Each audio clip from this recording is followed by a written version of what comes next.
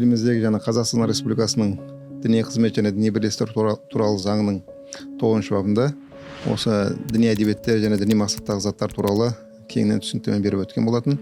Негізінен бұл діни мақсаттағы заттар, діни әдебиеттер, діни мазмұндағы ақпараттық материалдар ғибадат үйлерінің ғимараттарында, яғни мешіттерде болсын, шіркеулерде болсын, синагогаларда болсын, қандай да бір діни ғимаратында таратылады. Сондықтан да бұл діни әдебиеттер болсын, діни мақсаттағы заттар болсын, олармен жұмыс істеген кезде арнайы сенімді орындардан ғана алуды біз ұсынамыз. Әрине бұл діни материалдарды алғаннан кейін сіз дін уағызшысы болмағаннан кейін, дін қызметкер болмағаннан кейін тек өзіңіз ғана пайдалануыңыз қажет. Яғни ол кітапты алып сіз көшеде уағыздап жүретін болсаңыз, не болмаса адамдар жинап алып сол кітап туралы үгіт насихат жүргізетін болсаңыз, ол да жауапкершілікке алып келіп соғады. Егер заңсыз тарататын болса, яғни дінтану сараптамасының оң қорытындысын теріс қорытындысын алған кітаптар болатын болса, материалдар болатын болса, оларды алу, қолдану, тарату, әрине ол әкімшілік құқықтық кодекстің талаптары негізінде жауапқа тартылатындығы белгілі.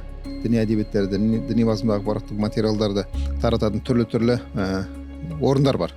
Яғни әртүрлі әлеуметтік желілерден табуыңызға болады. Бірақ олардың көпшілігі адамды адастыруы мүмкін, олардың көпшілігі дұрыс ақпарат бере алмауы мүмкін. Сондықтан да дұрыс ақпаратты алу үшін, сенімді көздерден алу үшін осындай арнайы белгіленген орындардан ғана алуды жөн санаймыз. Сенімді ақпарат көздерінен, сенімді жерлерден ғана діни кітаптарды, не мазмұндағы ақпарат материалды алатын болсаңыз, оны қателеспейсіз. Ал басқа жақтан алу әртүрлі ағымдарға, не болмаса теріс жолдарға, не болмаса дұрыс емес бағыттарға жетелеуі мүмкін. Сондықтан діни кітап алатын кезде өте мұқият болуларыңызды сұраймыз. Егер сіздің жақындарыңыз деструктивті ағымдардың ықпалына түссе, немесе зардап шеккен болса, бізге конфессияаралық қатынастарды талдау және дамыту орталығына хабарласуды сұраймыз.